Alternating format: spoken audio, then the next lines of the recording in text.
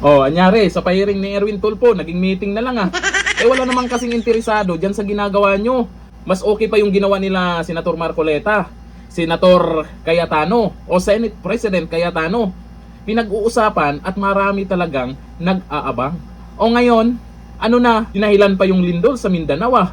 O ayon po dito, kay Rowena Guanzon, sinisi pa ang lindol. Ito ang reaksyon ni dating COA Commissioner Attorney Rowena Guanzon matapos mauwi sa isang consultative meeting at kalaunay na masuspende ang pagtitipon ng Gatchalian Block kaugnay ng flood control controversy noong June 8. Matatanda ang nauna ng nilinaw ni Senator Kiko Pangilinan na ang isinasagawang pagtitipon ng Gatchalian Block ay hindi isang formal na Blue Ribbon hearing. Ay bakit parang takot kayo na ipagpatuloy yung Blue Ribbon hearing na yan?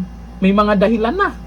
Kundi isang consultative meeting. Kalaunan, inanunsyo naman ni na Senator Erwin Tulfo at Senator Sherwin Gatchalian ang pagsuspende ng pagpupulong dahil sa malakas na lindol na tumama sa Mindanao. Dito, naglabas si Guanzon ng serye ng social media post na kumukwestiyon sa naging takbo ng pangyayari. Ito sabi ni Atty. Rowena Guanzon na, hearing na, naging meeting na lang tapos dinahilan pa ang lindol sa Mindanao. Ang baba ng rating ng pahiring ni Bendalo, wala atang may pake. Kanina napapansin ko kasi talaga nung nag-umpisa na silang mag-live dyan sa YouTube channel po ng Senado, wala namang masyadong nanonood.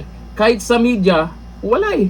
Tapos ilan na nga lang yung nanonood, puro pang aasar pa kay Bendalo. Tapos puro tawanan. Kita nyo naman kung ano nang nangyayari ngayon. Ang Senado dahil sa inyo. Tapos damay nyo pa sila Senate President Cayetano.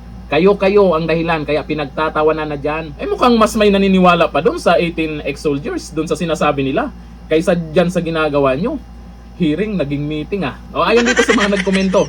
Sabi ni Maria Eva Reyes, hearing, naging meeting? Sa ni Fernando Robles, nilangaw ang pelikula ni Mang Kanor. Walang Mang Kanor daw. Sabi ni Romel Ico, mas madami pa viewers ang hearing ni Marcoleta kaysa dito. Siyempre, mas interesado po ang mga tao. At siguro tingin ng karamihan doon mapapanood ang katotohanan. Pansin nyo kanina kay Senator Erwin Tulfo, anyari, mukhang aantukin ka lang habang pinapanood mo sila. Kasi sa reaction din ni Erwin Tulfo kanina pagsisimula, parang malungkot talaga siya. Yan ang resulta ng inyong kayabangan. Inaayawan na kayo ng taong bayan. Ngayon, pagdating dyan sa mga galawan nyo sa Senado, sino pang maniniwala sa inyo? Di kayo. Pero yung mga tao, pinagtatawanan kayo. Hanggang dito lang. Thank you. Bye-bye.